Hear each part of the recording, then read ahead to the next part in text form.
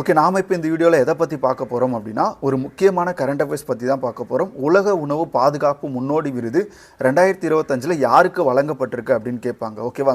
அப்போ உலக உணவு பாதுகாப்பு முன்னோடி விருது 2025 வந்து பார்த்தீங்கன்னா, இந்தியாவை சேர்ந்த சமையல் கலைஞராக இருக்கக்கூடிய சஞ்சீவ் கபூர் அவர்களுக்கு வந்து பார்த்தீங்கன்னா வழங்கப்பட்டிருக்கு. ஓகேவா? ஆங்கிலத்தில் எப்படி சொல்லுவாங்க அப்படின்னா, அக்ரி ஃபுட் பியானரோ அவார்ட் 2025 யாருக்கு கொடுக்கப்பட்டிருக்கு அப்படின்னு கேட்பாங்க. சஞ்சீவ் கபூர் அவர்களுக்கு கொடுக்கப்பட்டிருக்கு. இதை கொடுத்த நிறுவனம் எது அப்படின்னு பார்த்தீங்க அப்படின்னா, உலக உணவு பரிசு அறக்கட்டளை. ஓகேவா? வேர்ல்டு ஃபுட்டு ப்ரைஸ் ஃபவுண்டேஷன் அவங்க தான் வந்து பார்த்தீங்க அப்படின்னா இந்த விருதை வந்து கொடுத்துருக்காங்க.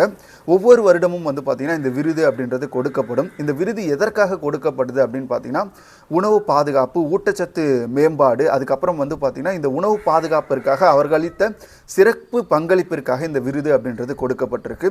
இப்போ எப்படி கொஷின் கேட்பாங்க, டிஎன்பிஎஸ்சி, எஸ்எஸ்சியாக இருக்கலாம், ஆர்ஆர்பியாக இருக்கலாம், யூபிஎஸ்சியாக இருக்கலாம், எப்படி எந்த ஒரு காம்படிட்டிவ் எக்ஸாமாக இருந்தாலும் இதில் எப்படி கொஷின் கேட்பாங்க அப்படின்னா, உலக உணவு பாதுகாப்பு விருது. ஓகேவா? இந்த விருதை கொடுக்கக்கூடிய நிறுவனம் எது அப்படின்னு சொல்லிட்டு கேட்கலாம்.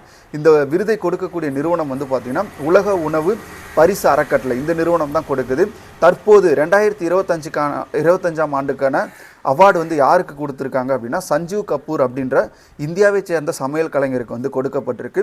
இந்த விருதினுடைய முக்கிய நோக்கம் என்ன அப்படின்னு பார்த்தீங்கன்னா, உணவு பாதுகாப்பு, ஊட்டச்சத்து மேம்பாடு, அதுக்கப்புறம் உணவு பாதுகாப்பிற்காக அவர் அளித்த பங்களிப்பிற்காக தான் இந்த விருது அப்படின்றது கொடுக்கப்படுது. இது ஒரு முக்கியமான கரண்ட் அஃபேர்ஸ்.